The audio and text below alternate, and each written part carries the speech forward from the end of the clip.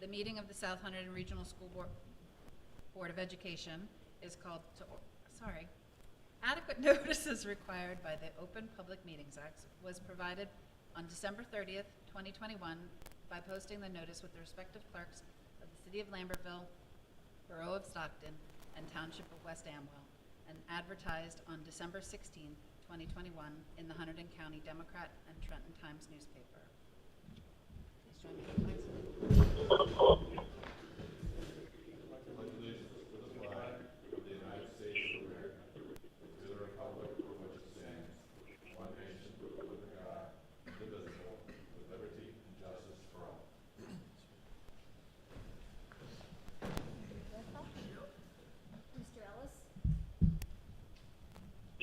Present. Mr. Gallagher? Here. Mr. Keys? Here. Mr. Lewis? Present. Ms. Chu? Here. Ms. Warner? Here. Ms. Todd Marino? Here. All right, I don't think we have anything for PTO, PTA, or LEF at this date, which obviously is during the summer. Correspondence is on there. We have 3 correspondence. If anyone wants to take a look at that on the agenda. And then approval of the minutes. Make a motion. Second.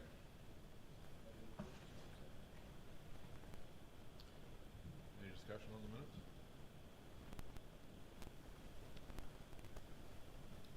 No? Bonnie, would you call a vote? Vote to approve the minutes? Oh, we can do this by a voice vote. Okay. So say all in favor. All in favor? Aye. Aye. Opposed? Abstained? All right, so that brings me for my superintendent update. So hopefully we got some folks that are at home watching as well. Just want to say a couple things before I get to my slide deck. Graduation was great last week. It was a little tricky in the morning with the weather, but we were able to, move forward and, get everything done. And it was a great afternoon of celebration for our students, and really happy the way things turned out. And also a big thank you to our administration and our maintenance folks and everyone else who put in a lot of hours to put up our banner and all the different things that were going on at graduation. So it was a good end of the year. As part of our end of the year, I am going to give a quick update on our goals, and I'm going to hit the lights just because that one light above the slides is a little bit difficult to see from the audience. So if you recall back in, I think it was January, I gave a mid-year update on our goals. So I wanted to kind of give an end-year update and then give you an idea of where things stand and what we'll be doing moving forward, for the upcoming school year. So goal 1 is really important for us moving forward from the instructional side of things. So this was the first year that we did a blended learning, personalized learning cohort of teachers throughout the district that worked with an outside consultant. It started in the summer with a full day of in-service. We called it our blended learning, personalized learning boot camp for our staff that was in the cohort and our administrative team. And then throughout the year, the individual that we worked with, our consultant, visited and was in classrooms, providing coaching plans, personalized feedback, suggesting resources, and then we also did after-school professional development opportunities every other month for 2 hours throughout the entire year. And at the end of the day, really codified some promising practices that we'll be utilizing with all teaching staff for next year. We also are going to be expanding this where we have a cohort 2 of teachers who will be participating next year. The cohort 1 teachers will also be helping to support the cohort 2 teachers.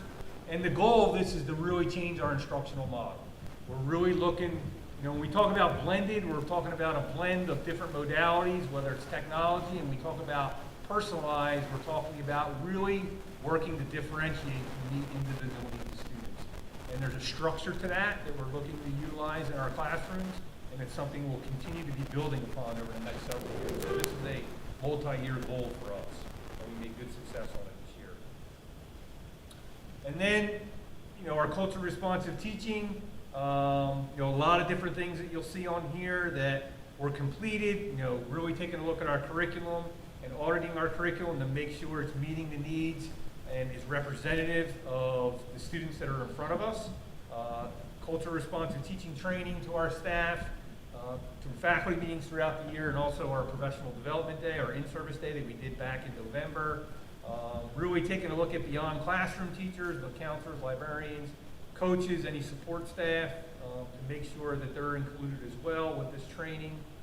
In progress, we are looking at our honors and AP classes and looking at more opportunities for us to have the ability to open up access for as many students as possible to experience either an honors or an AP class. That's ongoing. Assessment has been a big topic. Grading practices, so we did have a grading committee this year to really take a look at our grading practices and information on how we grade and consistencies and inconsistencies and things that we'll be looking for years to come. Student discipline, I've talked about restorative practices, where it's not just about the actual consequence for the student, because we know that that really doesn't necessarily change behavior. It's about the educational piece, which is so important for our students to understand why what they did was wrong and how hopefully we can prevent it from happening in the future. And that could be educational sessions, it could be community service. There's a wide range of different things we utilize with that. Parent sessions, we had a evening session, which is still on our website. It was live streamed and recorded under Mr. Hewitt's page for curriculum instruction parent programs on all of our efforts in reference to our equity work and what we're looking to achieve. And then, as the public is probably aware, we did a pretty extensive ESL review with Dr. Solange Lopez Murphy, who's a professor at the College of New Jersey. She was with us all year long, presented to the curriculum committee and presented at our last board meeting in public the findings of that review, which we'll be putting into place for next year to hopefully improve our ESL program. So again, a lot was accomplished for our goal 2. So goal 3, again, is going to be an ongoing goal. Our PLCs, so professional learning communities, really giving the opportunity for teachers to be able to collaborate with one another. This is something that was new this year for us. We did some training with the administrative team last summer, and then we trained staff in the beginning of the year on what it means to be a PLC and an effective one at that. We provided time for teachers. We had teachers create norms. We looked at SMART goals related to student achievement, and then collect data on those SMART goals, which kind of came into play as far as the annual evaluation for our staff. So again, this is something we'll continue to focus on. We're going to allocate even more faculty meeting time next year to PLC time, which we'll be sharing with our staff when they come back, getting away from your traditional meeting where people can read things in an email, and really trying to utilize the time that we do have with staff for professional development time and collaboration time with our staff. So social emotional, and I think this will continue to be something that will be at our forefront. You'll notice when we get to in September, when we get back and I give our goals for next year, this is also going to be a goal moving forward, and will continue to be a goal. Just supporting folks and our staff, with training in SEL, which is ongoing, and things like Mind of a Student, conscious discipline, the other things that we've implemented in the past. Activities, for our parents, and we've had SEL nights, whether in person or streamed, videoed for different activities. Surveys, we've surveyed our parent population, we've surveyed our student population, we've surveyed our teachers for culture and environment. I'm excited to announce Attitudes in the Reverse, so we're going to be embarking on a therapy dog program next year. We have 10 teachers, 10 staff members that will be starting training on July 19th, so just in a couple weeks, and that will go on pretty much all year long. There are different levels that hopefully our dogs will advance to, and eventually will come out as a certified therapy dog, and the goal would be that every day we would have a dog in each of our 3 buildings. And because we have 10, it's nice because we kind of rotate the dogs, so it doesn't fall on the same person all the time. We have some of our counseling staff that's involved with this, so I'm really, really excited. I know our staff is excited, and it's going to be fun. We'll be doing the training in one of our gyms throughout the year after school and during the summer and during the day. So that's going to be a big, I think, a big plus for our district moving forward that we'll be able to implement that. We launched Hunterdon County Safe Schools app last year, and I'll talk more about this at the beginning of the year of different things in reference to safety and security. This is an anonymous app where staff can report, or students can report if there's a concern about something that's going on either in the school community or in the community at large. And then we're notified of that information and we can follow up and do whatever we need to do. You'll probably remember that for the first time, we implemented an employee assistance program, free to our staff. So that was something I think that was looked upon positively by our staff and utilized by our staff.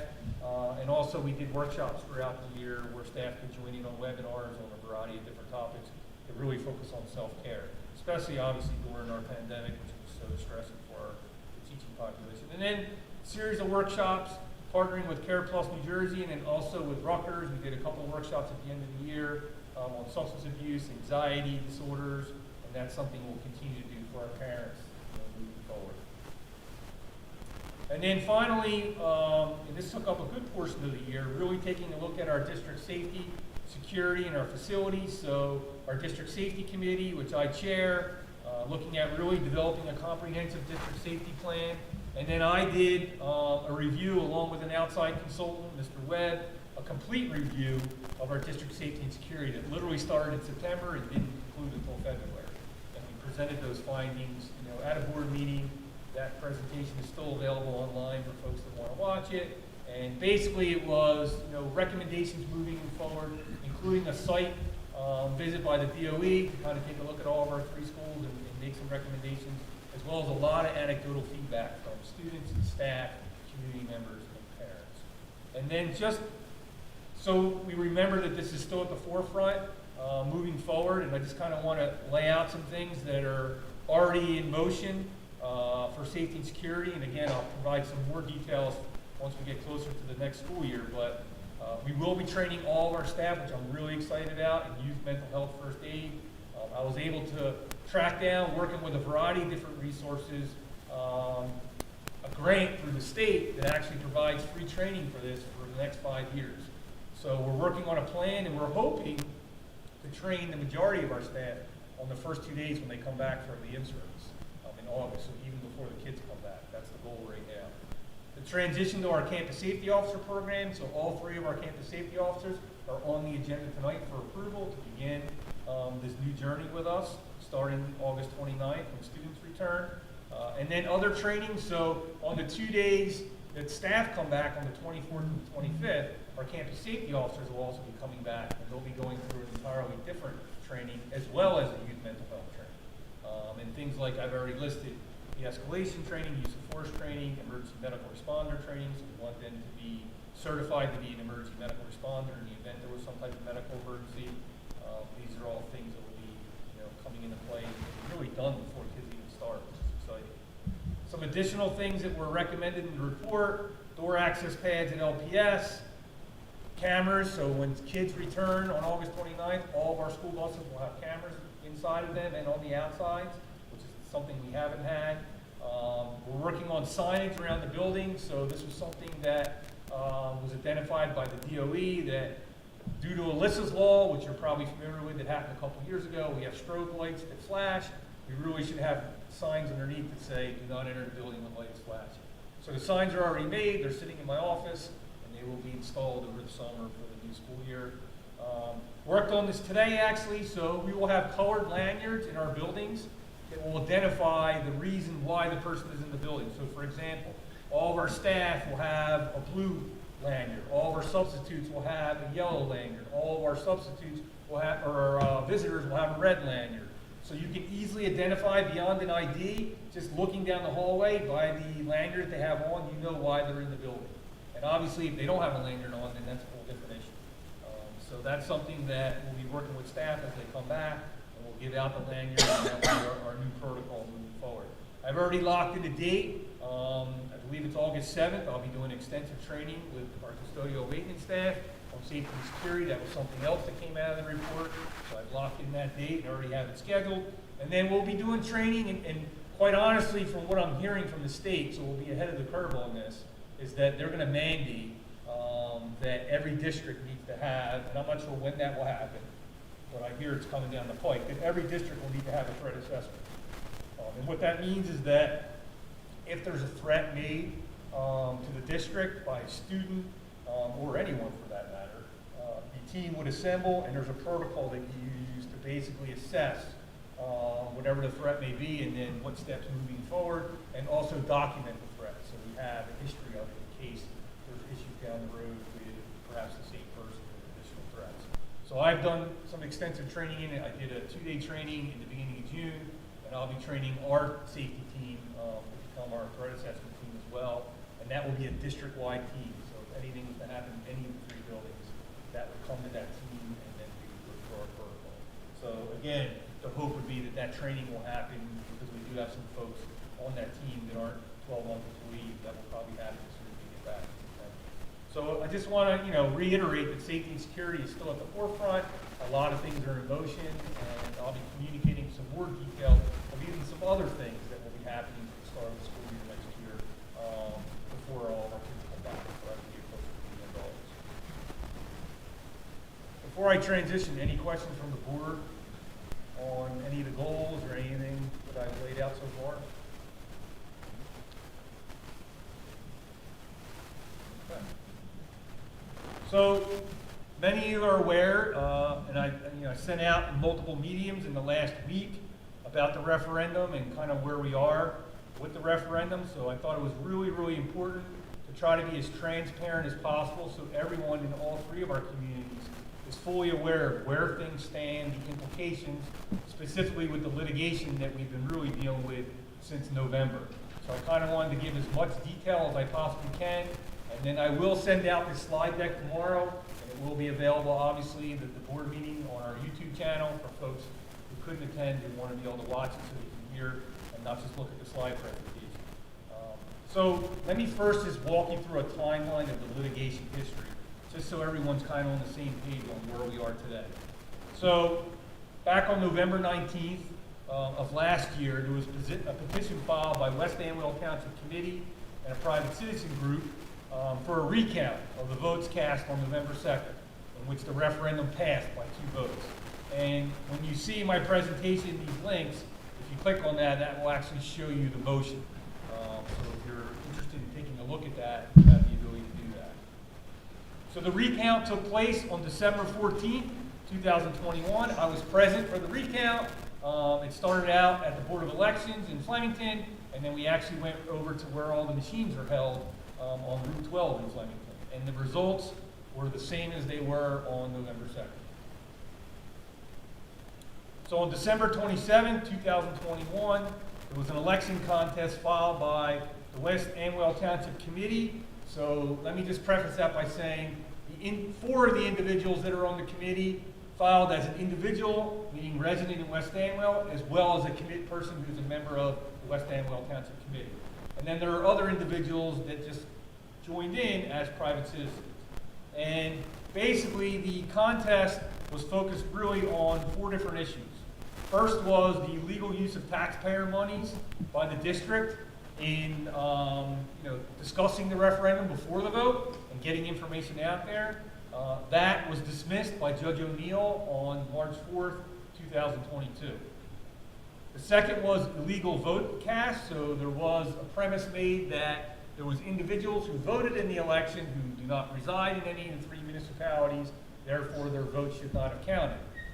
After an extensive trial on that, including testimony, that was dismissed by Judge O'Neill on June 8th. Then there was a question of an improperly rejected mail-in ballot. So by now, many of you have probably heard the name of Julia Kerr, and unfortunately she passed away back in December, but there was a question that her mail ballot was not accepted by the Board of Elections, and the plaintiff in this case felt like it should have been.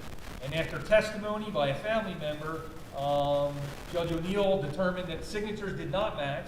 It was the reason why the Board of Elections chose to deny it, and Judge O'Neill agreed with that and dismissed that piece of the need. And then finally, there was a ballot that the plaintiff felt was improperly marked. So it was a ballot that had yes circled with an X through it and nothing where the no was. And the plaintiff contested that the person originally voted yes and then crossed it out because they wanted to change their vote to no. But again, this was dismissed by Judge O'Neill, feeling strongly that if the person truly wanted to change the vote to no, they would have circled in no and wrote a note on the ballot, or there was different things that they could do to do that, and they chose not to. So basically, all 4 counts were dismissed by the judge in the course of several months in court. So on June 13th, 2022, a stay was filed by the, again, West Amwell Township Committee members, as well as individuals, preventing the district to sell the bonds needed for the referendum. So in other words, the case was lost, and their thought process was, we don't want the district to sell the bonds because we're going to plan to appeal. However, when it went in front of the judge on the 14th, that was denied by Judge O'Neill. And Judge O'Neill basically authorized the district to move forward with selling the bonds. So on June 15th, the West Amwell Township Committee / private citizen group filed a stay with the appellate court as part of an appeal. And on June 15, 2022, the West Amwell Township Committee and Private Citizen Group received a temporary stay, again delaying the district's ability to sell the bonds for the referendum. So let me kind of just put this in perspective. Typically, when a district passes a referendum, for example, in November, we would sell the bonds in January. Because of the litigation that was filed in December, that prevented us from selling the bonds. And obviously, Judge O'Neill's rulings on June 8th and throughout the process, and then also his ruling denying the stay on June 14th, we were ready to move forward to sell the bonds. Unfortunately, the appellate granted a temporary stay. So what that means is they wanted to evaluate things further. They wanted to get motions from both sides to determine whether or not an appeal should be granted and whether or not what's called a permanent stay, meaning that the district would not be able to sell the bonds until the appeal was complete. So this is kind of the backstory of how we wound up to where we are today. The challenge throughout this entire process has been, we all know that interest rates are rising. And as we are now 6 months out from when we should have sold the bonds, the interest rates are in a whole different place than they were back in January. So there also has been some misconceptions, and folks have brought up, and I've had them say to me, so you had this amount of money that was approved by the voters, now because of this increased interest, you must not have the same amount of money, so how are you going to do your projects? I want to clarify that, because that is not accurate. So on November 2nd, 2021, the voters approved the referendum in the amount of $33,412,000. And then after the state funding, because remember, some of that was eligible for state funding, the exact cost to the taxpayer is the $26,648,007. Okay? That amount has not changed. We still have the same amount, $33,412,000 to do these projects, to do the renovation of LPS until pre-K4, and to do the 5A building. That amount has not changed. What has changed is now, because of the interest rates, it's going to be an increase in cost as a result of the litigation against the Board of Education for the taxpayer, because we've basically been delayed 6 months. And think about it, 6 months ago, the interest rates on bonds were under 3%. They're nowhere near that right now. So the total pot of money that we have for these projects has not changed and will not change. How much money it's going to cost our taxpayers to pay it back over 30 years has changed because of the increase in the interest rates. So I wanted to be really crystal clear with that, because that has been a misconception out there. So what is the financial impact? So what I wanted to do is show a chart to show you where we would have been in January had we sold the bonds compared to where we are right now, but we still have not sold the bonds. And that, if you're following along, you know the next time the Federal Reserve meets is July 26th. And chances are the rates will go up again. So it's important to keep that in perspective. I also want to preface it by saying in parentheses that the information I'm going to share with you right now on this chart does not include anything with legal fees that it's costed the district, in essence the taxpayer, or it's cost the taxpayer through West Amwell, who has been using tax funds to pay for this litigation, and I'll share a little bit more details about that. So there's a lot of information on this to try to digest, but I want to kind of go through it by municipality and just kind of tell you where things have landed. So if we go back to my first column here, you know, and I'm looking at sale bonds, January 2022, the interest rate, we got numbers at 3%. Quite honestly, we probably could have got below 3%. I bet you we probably could have gotten the upper twos at that time. But if we look at 3%, the debt service for West Amwell over 30 years would have been $16,845,195. As of today, the numbers that were being quoted is an interest rate of 4.5% and rising as we speak. That has resulted now, the debt service for West Amwell will be $19,546,900. So that's an additional $2.7 million, almost $2.7 million, you know, over that, over 30 years, just because we waited because of the litigation over the last 6 months. For Lambertville, the debt service for 30 years would have been $21,098,466. Now, at 4.5%, it's going to be $24,481,213. So that is now an increase of over $3 million over the 30 years. And then for Stockton, which is obviously much smaller, it would have been $2,259,869, and now it's going to be $2,622,197. So $362,328 over 30 years. So if we would have sold the bonds in January, we were looking at paying $13.5 million in essence in interest over 30 years. We're now looking at $20 million and rising. So that is an increase in cost of $6,445,890 over 30 years. And you can see in that bottom column there, the overall principal and interest over 30 years at 3% compared to what it is at 4.5%. And it could be up to 5% by the time we get to sell these bonds, because we're not there yet. So this has had a huge impact, unfortunately, on the taxpayer, and I just wanted everyone to be crystal clear. I've thrown out the number to the community of $6,445,890, and I just wanted everyone to know where that came from. So then your next question could be, well, how does that impact the individual taxpayer? So I decided to take just 2 years out of the next 30 and give an example of what it would have been if we sold in January compared to what it is now, and could even increase further as rates rise. So for 2024, if you look at it, and this is going by the average assessment, right? So the average assessment in West Amwell right now is $465,453. If we would have sold the bonds back in January, you're talking on the average assessment would have been $75 a month or $900 a year. Now, you're looking at $86 a month, $1,032 a year. So a difference of $132 more dollars. Lambertville, $394 to $330 for the average assessment. You can see the differences. $55 a month, now to $65 a month, and $120 more a year. And then Stockton, based on $363, $845, $47 a month, up to $56 a month, $108. Realize that if your property is assessed more than these average assessments, it's going to be more. So in West Amwell, if you're over $465, $453, and you can look it on your tax bill and be able to see that, it's going to be more than $132 a year. Same thing in the other municipalities.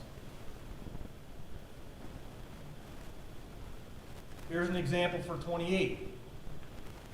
So again, just spinning the clock forward a little bit. If we would have sold in January, you're looking at $48 a month. Now you're up to $57, $108, $35 to $43. Now it's $96 for Lambertville, and then Stockton $30 to $37. Now it's $84. So, and again, this is all based on 4.5%. There's a possibility, if we were able to sell the bonds, that we will not make, there's a good possibility at this point, we will not make the July 26th date when the Federal Reserve raises the rates again. It takes too much time. So chances are it's going to be above 4.5%.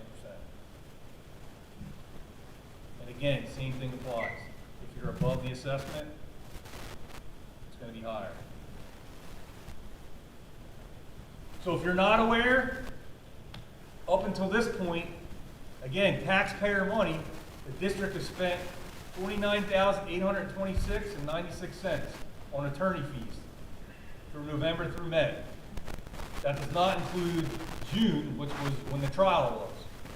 And from West Amwell, you can see that they've spent, and this is the records that we have, $29,604, and that's only from November to February. It doesn't include March to now. And, you know, in case people were wondering how that's being paid for, that is being paid for through a resolution that was approved back at a meeting, a township meeting, authorizing basically the use of taxpayer money in West Amwell to pay for these attorney fees. And if you scroll through and look at this, you can see that obviously there's billing and everything else that goes along with that for the attorney fees. So we're at, just, and this isn't final numbers, $79,430.96 in taxpayer money and counting for this litigation. And this is separate from everything I just shared with the interest rates.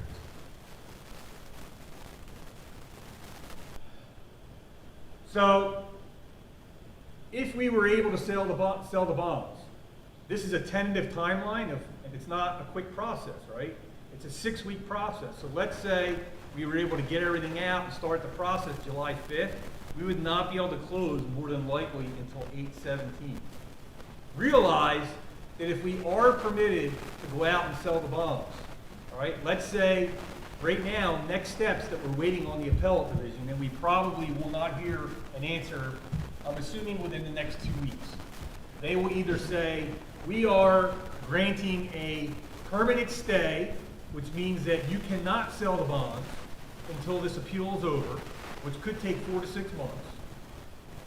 Or they could say, you can move forward with selling the bonds, but we're allowing the appeal to be heard, which can take time to have that happen.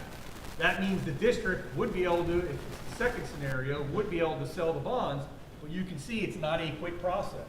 We're still not selling until after that next Federal Reserve date. And also realize that because there is litigation involving this referendum, we would need to disclose that as part of the bond sale.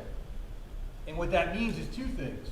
We could get folks who shy away from wanting to purchase the bonds because they're worried about the litigation and how that's going to play out. Or second, it could increase the interest rates because there's risk.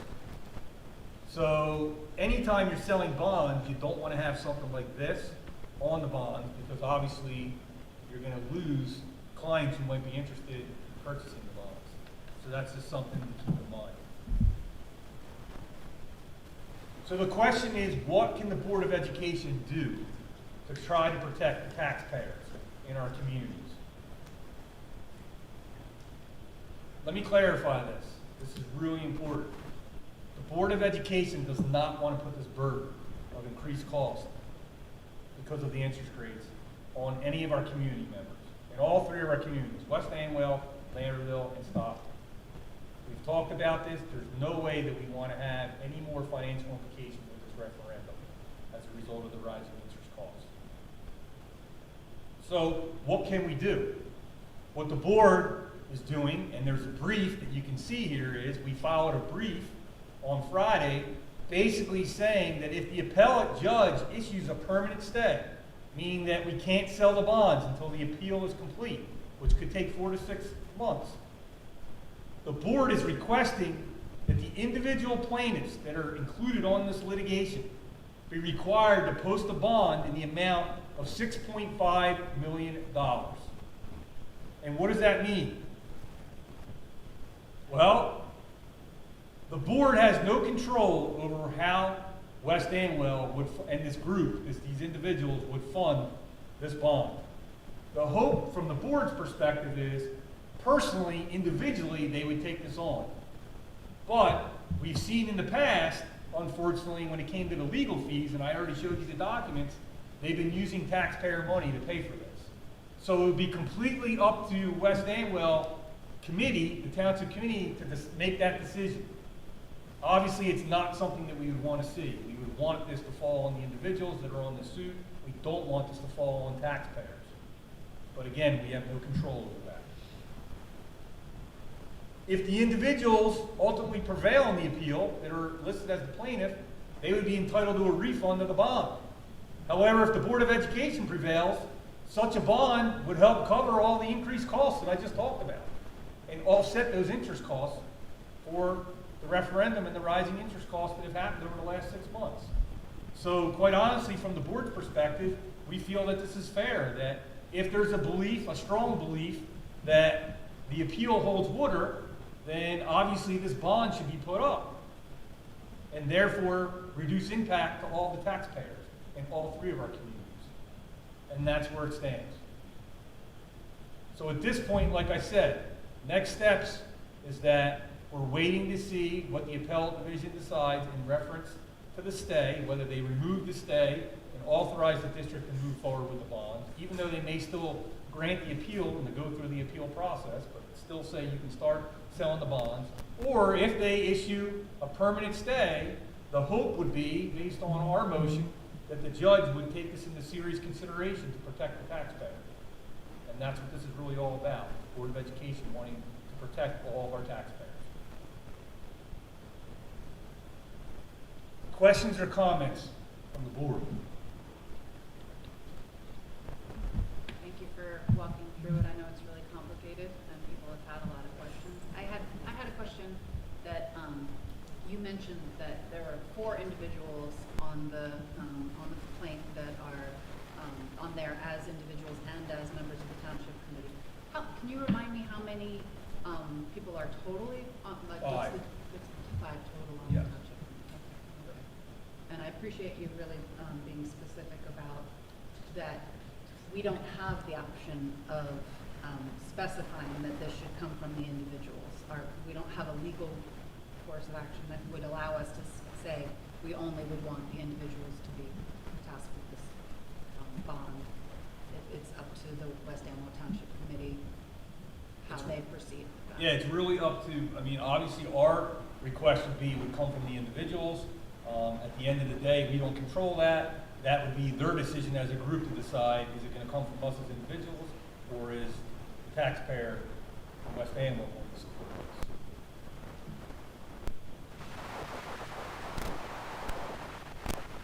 Anything else?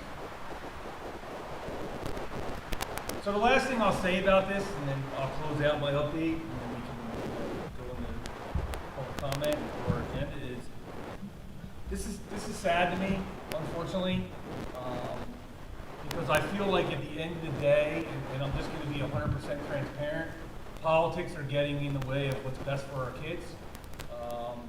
You know, our kids are excited, and it's not just about the buildings. It really is about the programs and the educational enhancements that we'll be able to offer our kids with this plan. And quite honestly, they deserve it, right? There's no reason why they shouldn't have access to things like this that other districts have. And at a time, honestly, in our society where we should be coming together as a community, this has caused a divide, and it's unfortunate. And I just wish we could move past it. I understand there's some folks that may not be happy with the results, but the results are the results. And I just wish we could put aside our differences and really focus on what's best for our kids, because they're watching all of this, to be quite honest with you, and knowing the educational benefits that this has for our kids, that should be at our forefront. If I had a wish, that's what it would be. If we could just keep that in mind and keep the politics out of it and move forward as a community and as a district. You're here.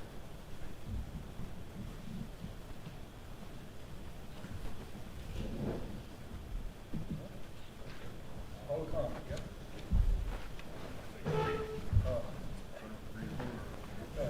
All right, we're going to start public comment. Just have a few things to read. Just a reminder before we start public, we have procedures and requirements that include standards of conduct that need to be followed by the members of the public during public comment. If a member of the public becomes disruptive during a public meeting, including during any period for public comment, a member of the board charged with running the public meeting shall warn the disruptive member of the public that continued disruption may result in being prevented from speaking during the public meeting or removed from the public meeting. Obstructive conduct includes sustained inappropriate behavior such as, but not necessarily limited to, shouting, interruption, use of profanities or comments seen as abusive, obscene, or defamatory. Members of the public are invited to address the board on any matter for a maximum of 3 minutes during this portion of the meeting. You are asked to state your name and municipality. Public comment is now open.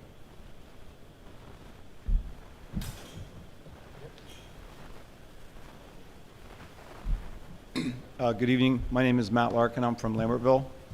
So first, I just want to really thank you, the board, for all the work you've done for this, the referendum, and to continue to do the work. You know, I just really appreciate the effort that you're putting in. Even when I was driving up here tonight and I saw the graduate signs from West Amwell and Lambertville, it's really, so I'm just grateful that you're making the effort. Thank you.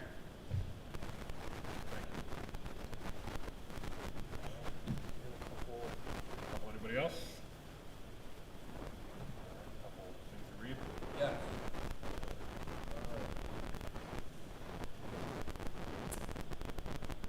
So the first one is from Christine Constantini, who I believe will be a senior with us this coming year. That's her mom, actually. Oh, it's her mom. Oh, okay.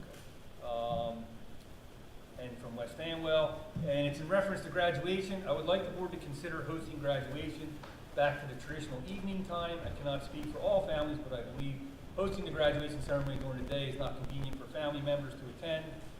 I also believe that the morning and the afternoon time is a hardship for some families. Teachers that have watched these students grow are not able to attend the ceremony because of their obligation in the classroom. Siblings, cousins, friends of the graduates are not able to attend without missing out on the last day of school. So what I will say to that is we are going to look at that. I've already talked to Principal McKnight. Keep in mind, you know, the idea behind the last 2 years was, you know, at this time of the year, we tend to get thunderstorms in the evening, which can make it challenging, especially if you don't have a rain date built in. By having it in the morning, and it kind of played out this year, it gives us the flexibility throughout the day, depending upon the weather, to move it. As you know, this year we started at 10 a.m. and we wound up moving it to 1 o'clock because we had some showers in the morning and it worked out pretty well. But I get, you know, and I had a few parents reach out saying that it can cause a hardship. Parents have to work during the day, you know, have to take off a day. So it is something we're going to look at during the summer and kind of talk about, you know, kind of way for next year. All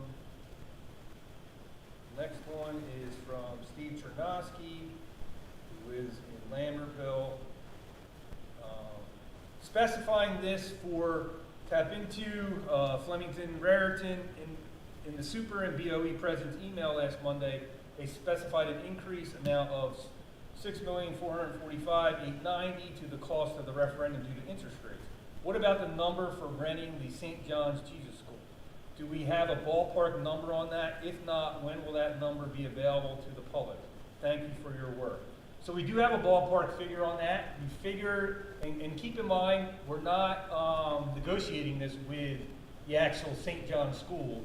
The way that works is everything comes through the Diocese of Metuchen.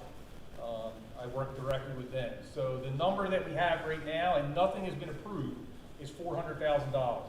And that would be the amount to rent the St. John's School literally for 13 months. So we would move in, you know, we would have access to the building June 1st of 2023, and that's a little bit before the end of the school year, but just to give us some, you know, time to start moving some things in.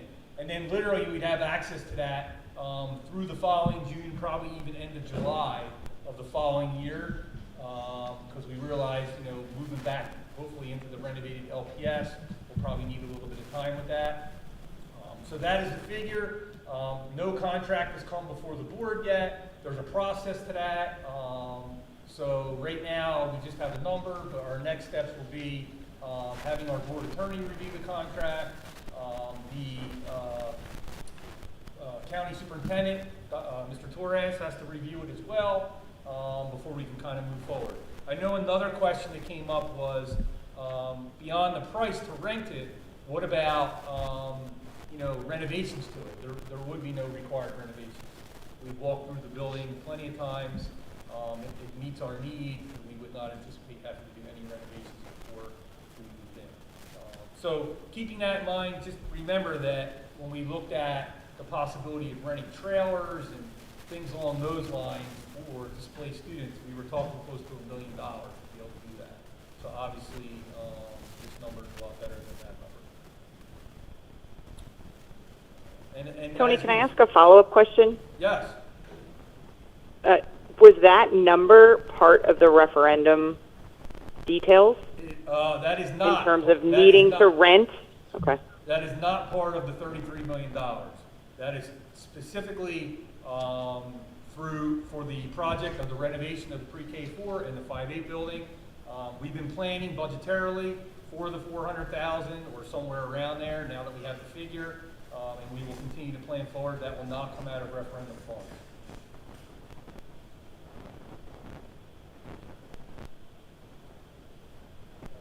Mrs. Andrioli from West Amwell.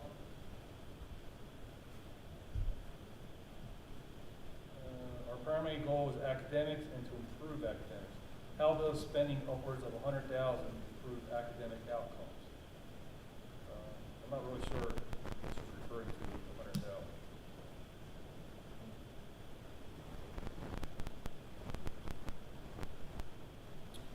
And then, we'll wait for that one. You can only have one comment per public comment, so when we get to our second one, we'll go back to that. See you first. All right. All right, moving on to our agenda. Yeah, public comment. Oh, yeah, public comment is now closed. Moving on to our agenda, buildings, grounds, transportation, finance, and safety. Now, I have an annual organization here. Are we Correct. doing that first? Yes, Oh. so this is the Did I time miss of a the page? year, this is the Oh, time of the oops. year where we approve, a lot of different things that come into play for the entire 22-23 school year. So I'm gonna make a motion that we approve items A through AA. whatever it is, AA. I'll And we need a second second by Megan, thank you. This is basically an administrative housekeeping thing. We basically have to reapprove all of our people, all of our contracts, everything, because our new school year, our school fiscal year ends on June the 30th, and a new year will start on July the 1st, and we are approving tonight to maintain all of these things in place, our policies, our people, and all of that for the upcoming 2022-23 school year. So, does anyone have any questions? In that case, let's vote. Okay. Mr. Ellis? Yes. Mr. Gallagher? Yes. Mr. Keys? Yes. Mr. Lewis? Yes. Ms. Patchouli? Yes. Ms. Warner? Yes. Ms. Todd Marino? Yes. And Mr. Kowalski? Yes. Buildings, grounds, transportation, finance, and safety. Yeah, I mean, the only thing I'll highlight for that, one of our capital projects, you've probably been hearing us talk about the pole barn for a while. It's something that last year we tried to do here on our campus for additional storage. Unfortunately, it came in over budget. This year, we were able to go back out again, and it came in under budget. So we did have a meeting about a week, actually the day of graduation in the afternoon with the contractor who was awarded the bid. And the goal is they will hopefully start with all the site work in August. And right now, tentatively, fingers crossed, we're hoping end of September, beginning October for the whole barn to be installed. So I just wanted to give an update on that particular project. I don't know if there's anything else. Jim, do you remember anything else for our meeting that? Actually, I was at Oh, graduation the okay, night of that's the right, meeting, you so were at graduation, somebody else may have been there in my place. I will make one request. Even if I walk over and turn the overhead lights on? Yes. It is real hard. Oh, I can do it. It is very hard for me to see the tiny print on this agenda without the lights. That doesn't really help you. They're gonna warm up a little bit. They'll warm up. So that's pretty much it. I'll make a motion to approve items A through K. Second. For discussion? Discussion on item A through K? Roll call. Mr. Ellis? Yes. Mr. Gallagher? Yes. Mr. Keys? Yes. Mr. Lewis? Yes. Ms. Patchouli? Yes. Ms. Warner? Yes. Ms. Todd Marino? Yes. And Mr. Kowalski? Yes. Personnel, Megan? Did meet, a couple of highlights are, hiring of a master preschool teacher and a director of human services. Just to point out that our preschool teacher, our master preschool teacher and our, preschool teacher that we're appointing is covered by the funds that we have, in the grant for our universal pre-K. And then another thing I wanted to highlight is,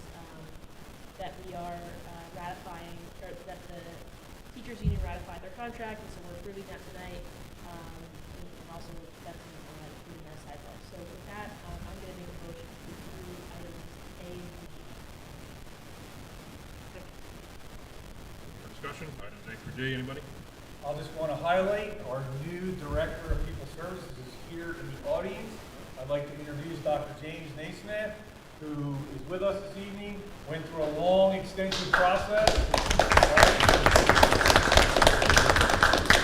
When you walk into a room and there's 11 people staring at you around the table and the spotlight is on you, and that's only the first round, that's not an easy process.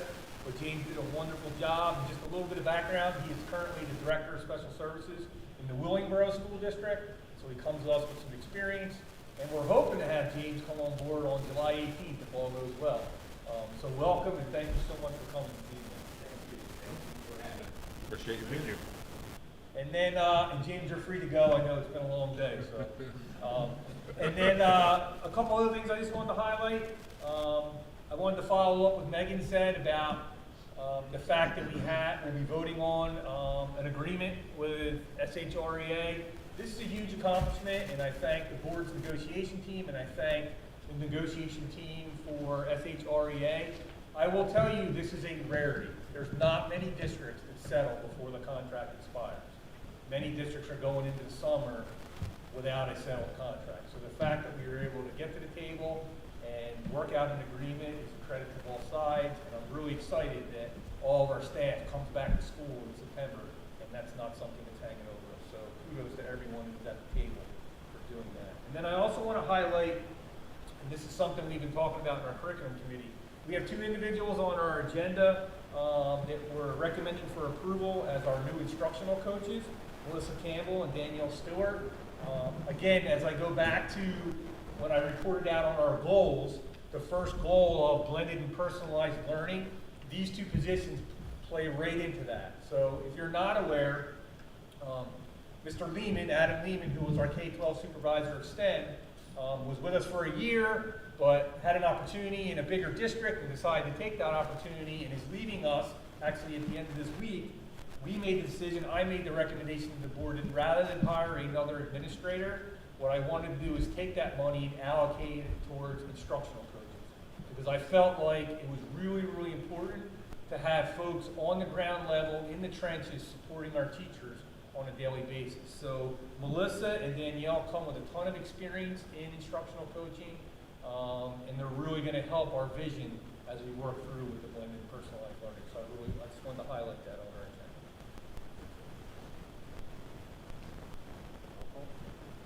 Mr. Ellis?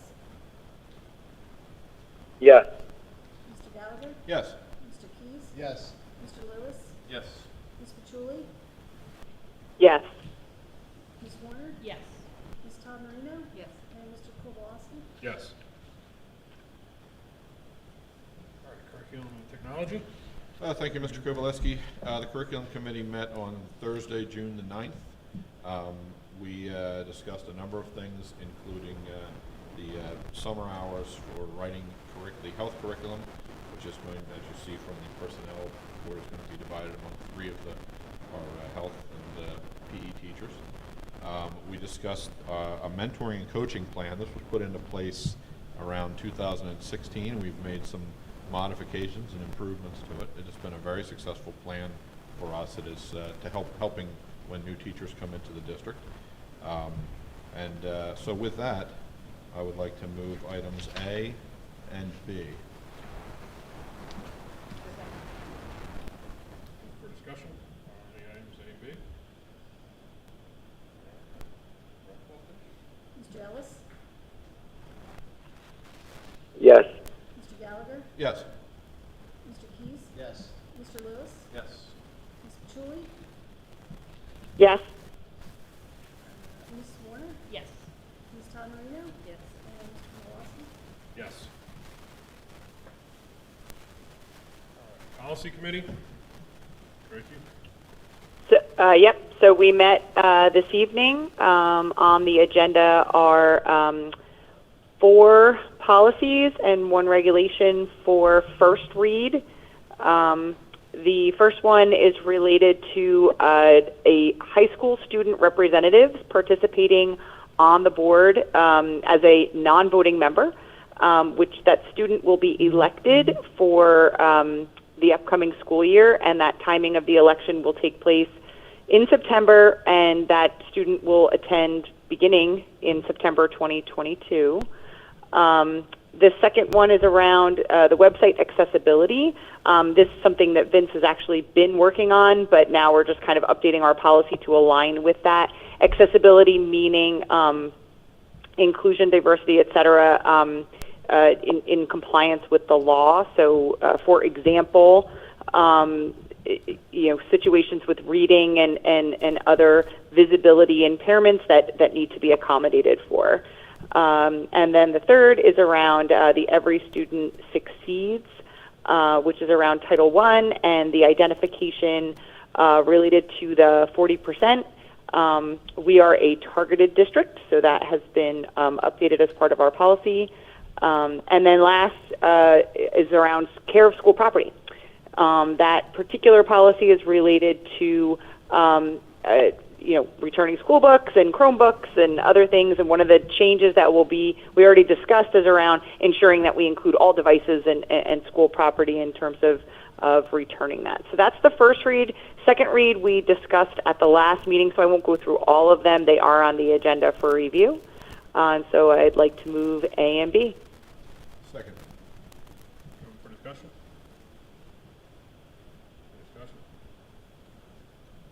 Roll call, please. Mr. Ellis? Yes. Mr. Gallagher? Yes. Mr. Keys? Yes. Mr. Lewis? Yes. Ms. Patchouli? Yes. Ms. Warner? Yes. Ms. Todd Marino? Yes. And Mr. Kowalski? Yes. Moving on, school and community? All right, school and community met on June 14th, and we discussed, Tony discussed the working with Go Hunterdon on a new traffic and pedestrian safety plan. Go Hunterdon will come to the school, Naperville and Naperville Public School and the middle school, high school, and evaluate the traffic issues, and then work with the schools to develop a safety campaign for September 2022. Tomorrow morning, They'll be here tomorrow morning, great, okay. Tony's also been working very closely with the Class 3 officers on the implementation of the campus security program. And as Tony presented in the update on our goals, a lot of the work that was recommended by the DOE safety audit has already been completed and will be continue to be completed prior to children returning for the next school year. So that we can both implement improved safety practices and harden our facilities. The PTO PTA restructure. So the leadership from the PTO and the PTA put together a proposal regarding a restructure of the leadership, and that would also include adding a PTO to the middle school, high school group by 2023. So it discussed how having an overarching leadership, but having different liaisons at each school. So again, the district is looking at how to better unify through the PTOs, PTAs, and then we also discussed the plan for renaming schools and how to build that into a really fun thing for the kids to be involved in and choosing new school names and mascots. The district communication plan, Tony reviewed the comprehensive approach that's been taken in really evaluating all of our communication tools. The student information system that we use now is Aspen, and there was a committee selected that really reviewed all of the different options out there, and they looked at 23 options, and that committee recommended the on-course student information system. So we've also been working with another company called Bloom that's looking at all of our systems and really checking to see if there's any redundancies in what we're paying for, so that we can reduce any expenses that are unnecessary. So it's important to know that, like, for the 2022 to 23 school year, we'll continue with Aspen and Google Classrooms. And the conversion from Aspen to OnCourse will start in 2023, but it'll be done in phases to give teachers a lot of time to learn this. But that was important because there was feedback from the last time there was a transition that there just needed to be more time and more training. So a lot of work has gone into that, planning for that. We will, though, add Talking Points, which is the texting app that translates messages to the primary language of the parent. So that will be introduced in 2022 because that is a gap in parent communication. And then the committee discussed the referendum litigation, next steps, and taxpayer impact. A lot of what Tony presented. At the time that we met, the rate was only supposed to go to 4%, so that's important that on the minutes it was reflecting 4%, and then when the Federal Reserve met, they actually went to 4.5%. So we discussed how important it is that the Board of Education take responsibility in informing the public about the impact, and that we really explore all of our options to mitigate the damage by the delay in the selling of the bonds. One of the ideas that we discussed was putting together a grant writing team, or perhaps even bringing on a grant writing consultant to help us, identify any resources that are available out there. That was it. Nothing to approve. Good. Any information, need a motion? I'll make a motion to approve items A and B. Second. For discussion, any discussion on items A and B?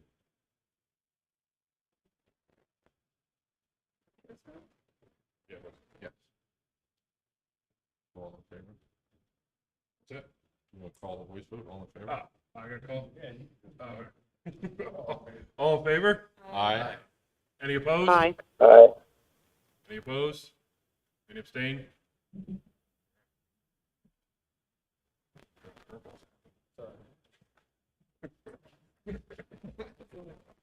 All right, moved into the second part of public comment. Summer hours. Anybody in the audience now? The public comment is now open. Anybody like to say anything? Is it about anything or just what was just? Anything? Anything? Matt Larkin again from Lambertville. My one comment was I saw the one letter about the new sex ed thing, and I think it's a difficult topic, but I guess it's something we got to do, so I don't know. I just wish it was said a little bit nicer. So again, thanks for all your.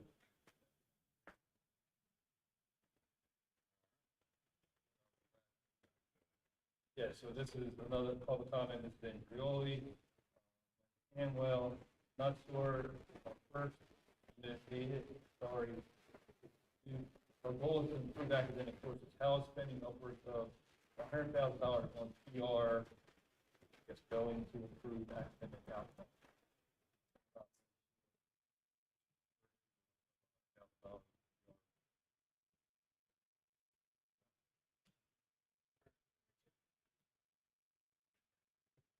Okay, we do have a need for executive session tonight. We'll be taking no action as when we return.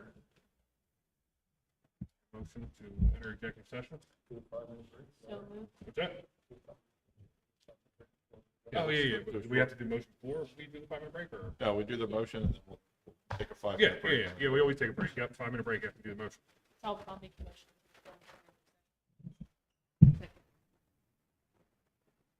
All in favor? Aye. Aye. Aye. Any opposed? Aye. Abstain? 5-minute break. So we don't anticipate any action after this executive session, correct? No. Yeah, I said that. Oh, I'm sorry. I was wool gathering, I guess.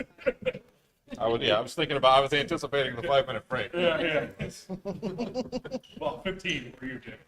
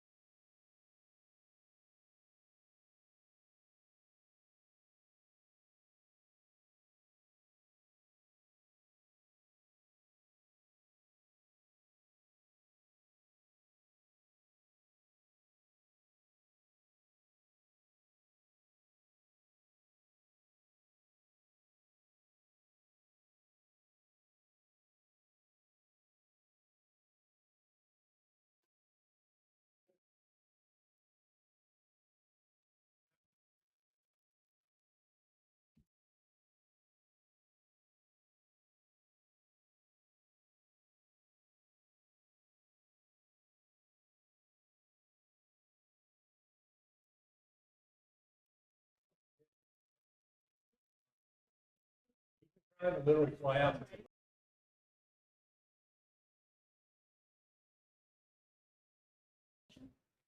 I'll second that motion. All in favor? Aye. Any opposed? Abstained? God, yeah, Second? All in favor? Aye. All right, All everybody. right, have a nice evening. Have a good- Enjoy your summers.